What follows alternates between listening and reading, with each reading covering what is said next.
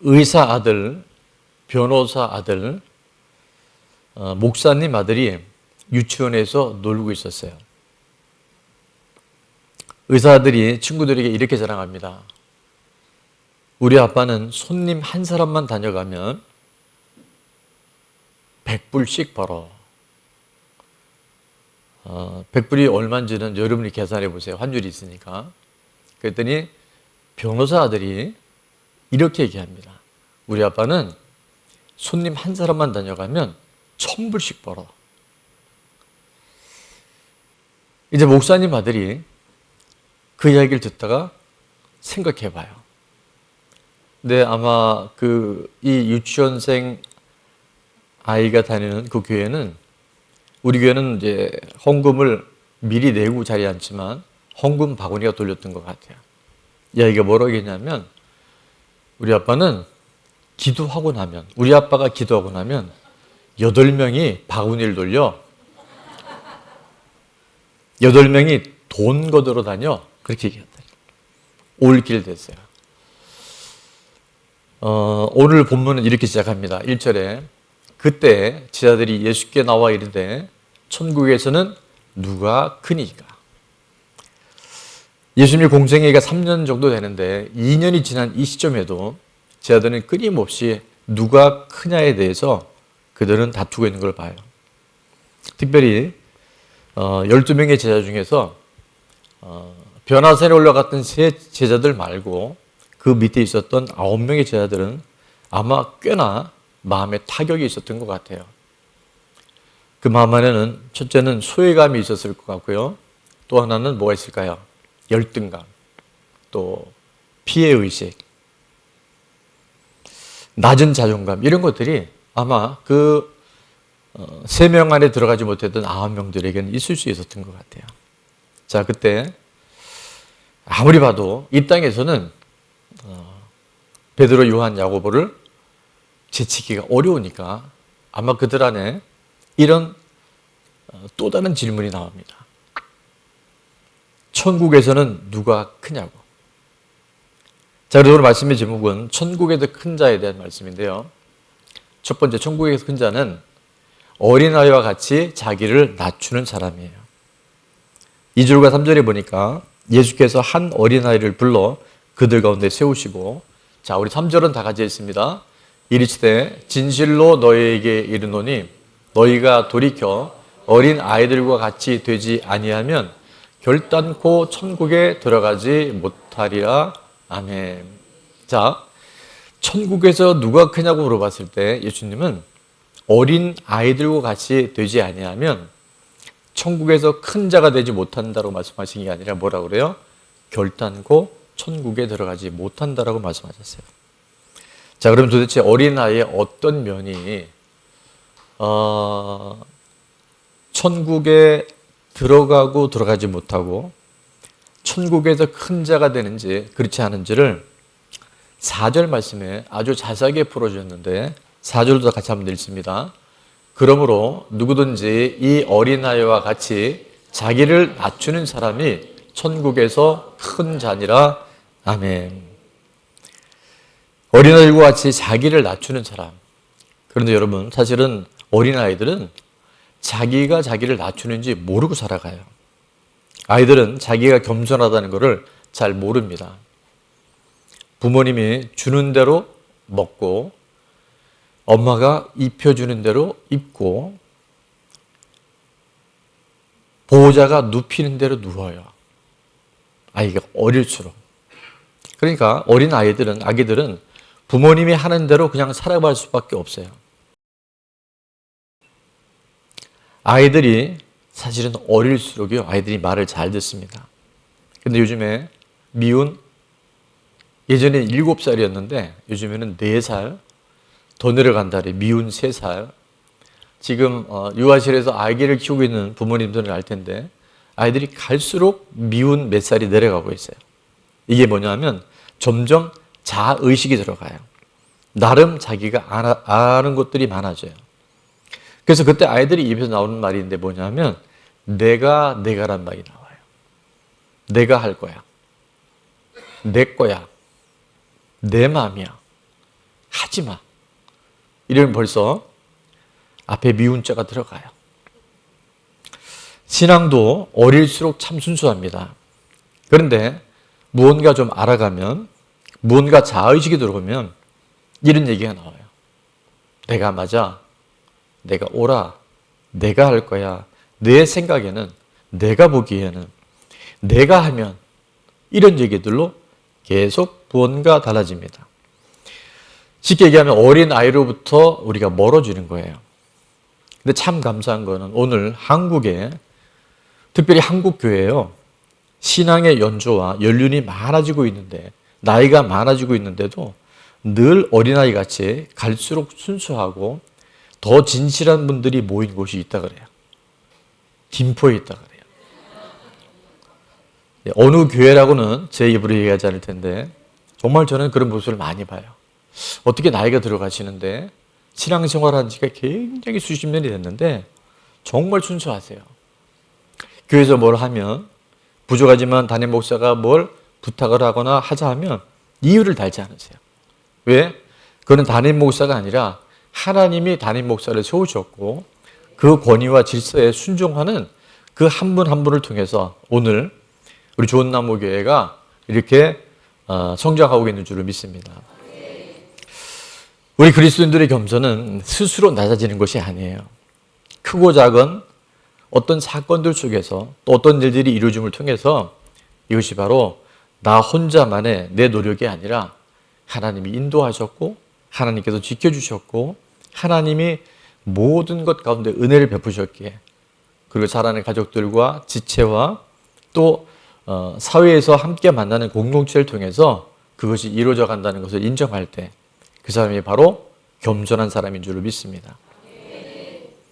사도 바울이 위대한 사도라고 얘기하는데 그 비결 역시 우리가 잘 아는 것처럼 그는 한 번 설교를 하거나 그의 앞치마라고 하는 손수건을 얘기하는데 여하튼 바울이 기도하고 바울이 거쳐가는 곳에는요 귀신이 떠나가고 질병 환자들이 낫고 초자연적인 표적이 너무 많았어요. 그럼에도 불구하고 사울은 육체의 가시, 다른 말로 사탄의 가시가 그를 끊임없이 괴로웠어요. 끊임없이 그를 겸손하게 만들었어요. 그래서 많은 학자들에 의하면 이 사도 바울의 이 육체의 가시, 사탄의 가시가 뭘까를 이제 해석을 했는데 예전에는 뭐 안질이었다, 또 간질이었다 여러 가지 이야기 있는데 최근에 제가 어느 문헌을 보니까 만약에 안질이라면 바울이 얘기를 했을 것 같아요. 근데 얘기를 안 했죠. 근데 그게 육체의 가시를 넘어서 고린도서 12장 7절에 보니까 여러 계시를 받은 것이 지극히 크므로 너무 자만하지 않게 하시려고 내 육체의 가시 곧 뭐예요? 사탄의 사자를 주셨으니. 그러니까 이게요 간질일 가능성이 매우 높다는 거예요. 그러니까 멀쩡하게 설교하다가 멀쩡하게 사람들이 치유하다가 바울이 갑자기 넘어져서 거품을 물고 정신을 잊어버리는 거예요. 자, 근데 그게 뭐였냐면 이는 나를 쳐서 뭐하지 않게 하려 하심으로 자만하지 않게 하시려고 하나님이 일을 하셨다는 거예요. 그러면서 바울의 위대한 고백이 10절에 나오는데 10절은 다 같이 읽습니다. 그러므로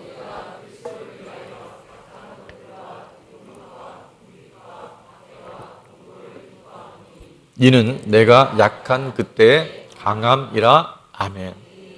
바울의 위대함은요 그가 잘나서가 아니에요. 그가 힘이 있어서 아니에요. 그가 능력이 있어서가 아니에요. 그 약할 때 진정한 하나님의 강함이 그에게 임한 줄로 믿습니다. 고난을 통해 내가 더욱 겸손해지고 더욱 하나님을 의지할 때 정말 강한 자로 하나님이 우리를 빚어가신 줄 믿습니다. 유명한 어록이 있죠. 겸손한 사람은 없고 겸손한 환경만 있어요. 그래서 여러분 나를 낮추는 겸손한 환경에 왔을 때 여러분 왜냐고 묻지 마세요. 그걸 피하려고 하지 마세요. 하나님 더 잘 아세요. 맞춤형 고난을 통해서 어린아이 같은 믿음으로 우리를 하나님께서 새롭게 튜닝하시는 거예요. 적용 질문입니다. 같이 한번 읽을까요?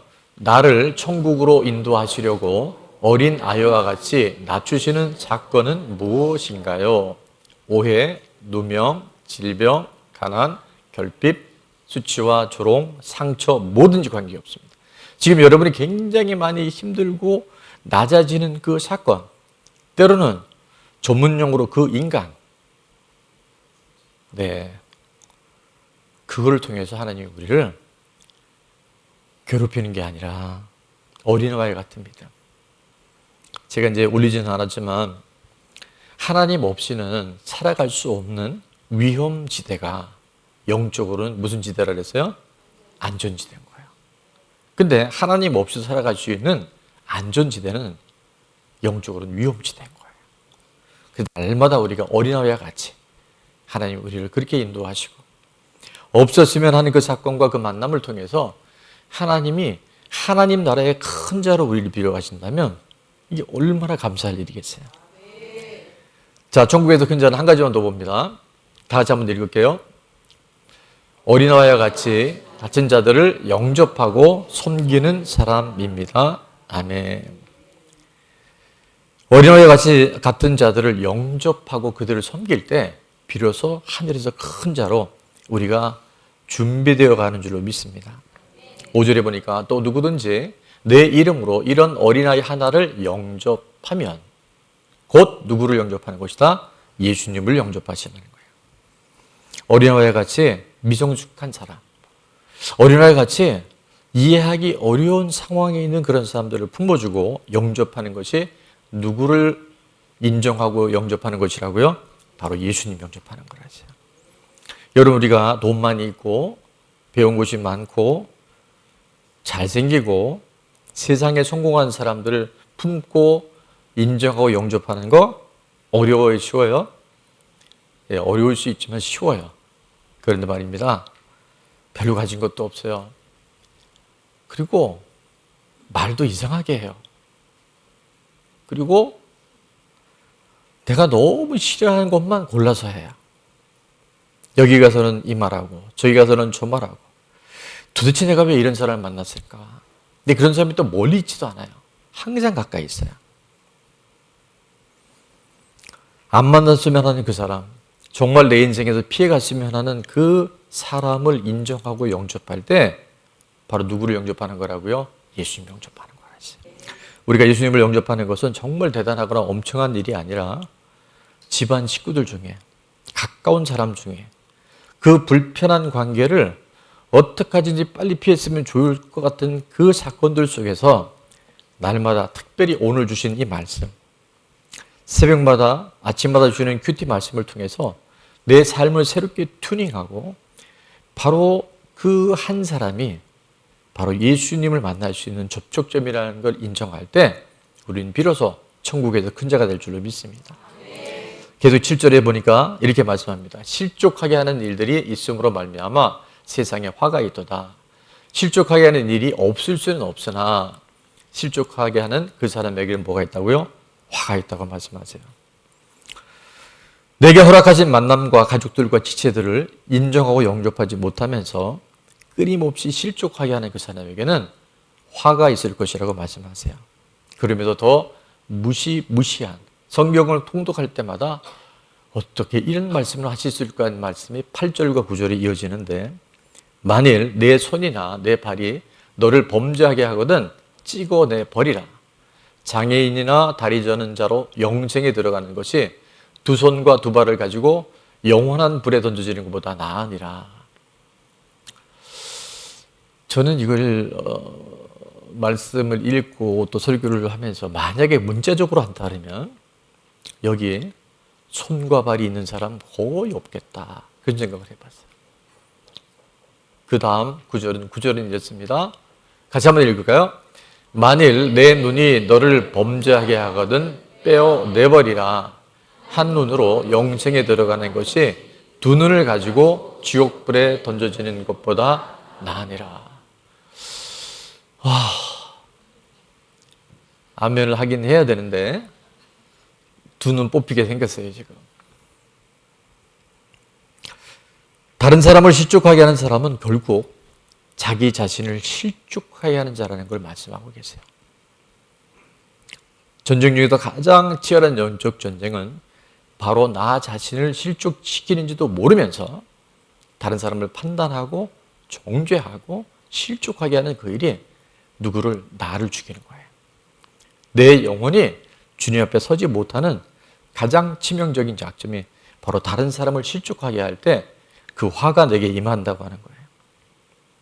여러 차례 말씀드렸지만 오늘 내가 남을 대하는 것은요, 결국 나를 대하는 것이고 내 가족을 대하는, 내 자녀들을 대하는 너무 중요한 기준이 된다는 거예요.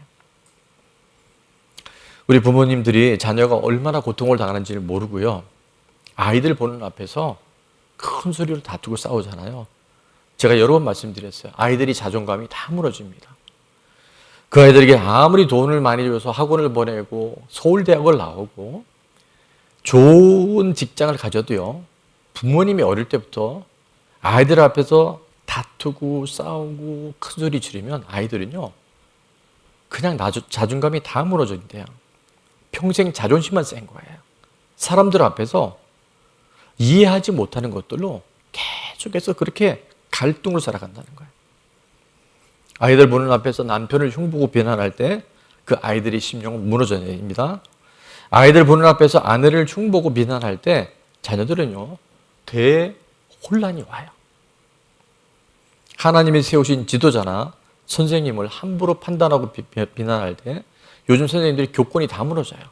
아이들이 선생님 절대 인정하지 않습니다. 그게 교회까지 들어와서 다 부족하죠. 다 단점이 있죠. 다 사람이 허물이 있어요. 근데 그것을 아이들 앞에서 얘기하잖아요. 그 아이들은 이미 영적으로 심각한 타격을 입습니다. 내 자녀들이 하나님을 만나는 일들에, 사회생활하는 일들에 이것이 얼마나 큰 고통이 오는지를 우리가 안다면 오늘부터 우리는 하나님이 세우신 어떤 권위나 질서에 대해서도 이제는 그것을 내가 몸으로 지켜서 그 아이들을 하나님의 아들로, 이 세상 어디 가도 건강한 자존심의 자녀들로 그렇게 우리가 우리 자녀들을 잘 양육해야 될 줄을 믿습니다. 제가 예전에 사업할 때 만났던 한 분이 이런 얘기를 하더라고요. 마작이 정말 무서웠나 봐요. 전 이제 마작을 뭔지는 아는데 어떻게 하는지는 모르는데 그 아버지가 마작에 이제 빠져갖고 할아버지가 이제 위독해서 이분이 아버지가 마작하는 곳으로 가니까 아버지, 할아버지가 지금 위독해요 했더니 그래? 그러면서 엉덩이를 이렇게 들더래 나오려고. 근데 이제 오시려냐고 집에 갔는데 안 오신 거예요. 2번을 더 불러러 갔는데 안 오셔요. 근데 그러다가 할아버지 돌아가셨어요. 그래서 너무나 황당해서 어린 그 아들이 아버지한테 달려가 울면서 할아버지 돌아가셨다고. 그러면 와야 돼요? 안 와야 돼요? 와야 되죠. 털뿌덕 않더래요. 그러면서 이분이 그 어린 나이에 지울 수 없는 얘기를 해요. 아버지가 이렇게 하더래요. 어차피 돌아가신 거. 이게요, 하나의 비유 같지만 저는 그 얘기를 들으면서 이번 아내는 아버지의 진료가 다 돼버렸어요.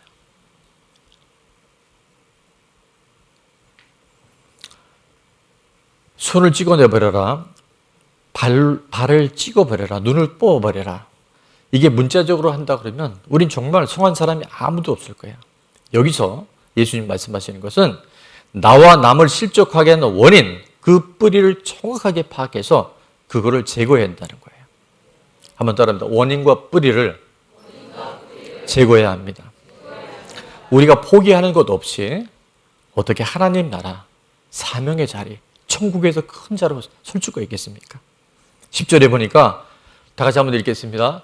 삼가 이 작은 자 중에 하나도 없인 여기지 말라. 너희에게 말하노니 그들의 천사들이 하늘에서 하늘에 계신 내 아버지의 얼굴을 항상 배움느니라. 작은 자, 곧 연약한 그 사람을 천사와 하나님이 보호하시는데 내가 만약에 그를 없인 여긴다고 한다면 뭐라고 말씀하세요? 하늘에 계신 내 아버지를 항상 배움는데, 다른 말로 하면 하나님을 대적하는 것이라고 쐐기를 박아주세요. 없인 여기는 것 자체가. 연약한 사람, 우리 삶에 아무런 힘이 없는 사람을 무시하는 것이 결국 그 천사들이요, 이거는 예수님이 직접 하셨잖아요. 우리는 눈에 안 보이지만 우리 모든 사람들을 호위하고 지켜주는 누가 있다? 천사가 있어요. 히브리서 1장 14절에도 있지만 모든 천사들은 부리는 영에 섬기는 영으로 택한 백성들을 잘 섬기라고 천사들이 파송되어 있어요. 근데 그들을 우리가 내 자녀라고 내 가까운 사람이라고 예를 들어서 없인 여기게 되면 그것은 결국 하나님께 대적하는 것이라고 예수님이 말씀하시는 거예요. 그런 사람은 천국 가기도 어렵지만 천국에서 큰 자가 될 가능성은 매우 없습니다. 어렵습니다. 그래서 비록 육적으로나 영적으로 미성숙해 보이는 어떤 사람이라 할지라도 우리가 소홀히 여기거나 무시해서는 된다 안 된다? 안 된답니다. 마지막으로 이제 말씀을 준비하면서 우리 주변에는 어린아이와 같은 사람, 나를 힘들게 하는 사람, 미성숙한 사람들이 있을 수 있어요. 그러면 여러분 왜 그런 만남들을 허락하셨을까요? 왜 그런 우리가 없었으면 하는 그런 사람들을 만나게 하셨을까요? 그것도 가족 중에 또 가까운 우리 공동체 안에. 그것은요 나를 천국에서 큰 자가 되라고 온전한 하나님의 사람으로 우리를 빚어주시고 하나님을 만나게 해주실 수 있도록 하나님이 계획하신 기막힌 세팅인 줄로 믿습니다. 여러 차례 말씀드렸지만 잠언 27장 17절에는 이렇게 말씀하잖아요. 철을 날카롭게 하는 것이 것같이 사람이 그의 친구의 얼굴을 빛나게 하느니라. 그냥 읽으면 철을 날카롭게 하나 보다. 사람 통해서 뭔가 이렇게 밝아지나 보다 했는데 쉬운 성경 버전은 아주 정확하게 표현을 하잖아요. 쇠는 쇠에 갈아야 날카롭게 되듯이 사람은 같이 있습니다. 사람은 사람에게 부딪혀야 다듬어진다. 이분에게 부딪혀야 다듬어집니다. 하나님의 사람으로 하늘에서 큰 자로 우리가 준비되어진 줄을 믿습니다. 그래서 제가 적어봤어요. 힘든 사람, 힘든 사건이 나에게 딱 맞는 뭐라고요? 하나님의 양육이에요. 기막힌 거예요. 완벽한 세팅이에요. 그 사람 만나게 하신 것, 그 사건에 있는 것 뭐라고요? 하나님이 날 양육하는 거예요. 천국 백성을 삼으시려고 예수님 영접했지만 하나님 나라의 큰 자가 되기 위해서 그 사건을 통해서 우리는 하나님의 놀라운 우리를 자라나게 하실 때 우리를 통해서 나를 만나는 모든 사람들을 잘 섬기라고 우리를 양육하시는 하나님의 계획인 줄을 믿습니다.